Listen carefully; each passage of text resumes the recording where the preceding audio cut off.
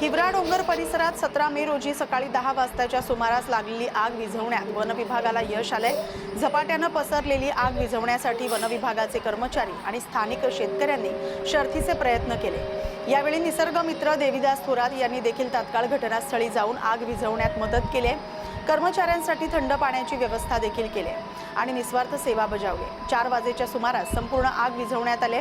वनपाल राऊफ शेख यांनी या सर्वांच्या सहकार्याबद्दल आभार मानले आणि म्हटलं की अशा निस्वार्थ निसर्गप्रेमींमुळे पर्यावरण समृद्ध होतं, तसंच त्यांच्या कार्याने इतरांना प्रेरणा मिळावी। या बातमीचा आढावा घेतलाय प्रतिनिधी देविदास थोरात यांनी। हे आपले निसर्ग मित्र थोरात साहेब, त्याच्यानंतर आमची टीम इथे नवनाथ भाऊ, किरण भाऊ, आरिफ सय्यद, सारे मदतीला इतक्या फास्ट आले आणि जंगल थोडक्यात जळालं।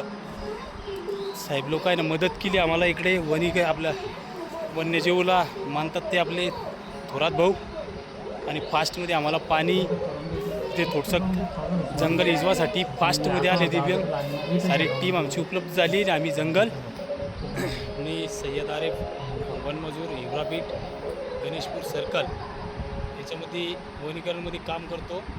आणि मेन मुद्दा असं की बा शेतकऱ्यांना अचानकमध्ये आग लागली का ते डोंगराला लागती, ती डोंगर पेटायला सुरुवात झाली। ते सुमारे 11 वाजेला असं जंगलाला आग लागली अशी माहिती मिळाली।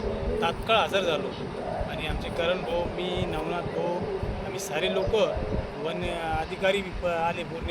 आम्ही पूर्ण संपर्क त्याला कट करून आणि ती आग थांबवली आणि त्याच्यात आमचे थोरात साहेब हे पण आले, यांना फारशी मदत केली।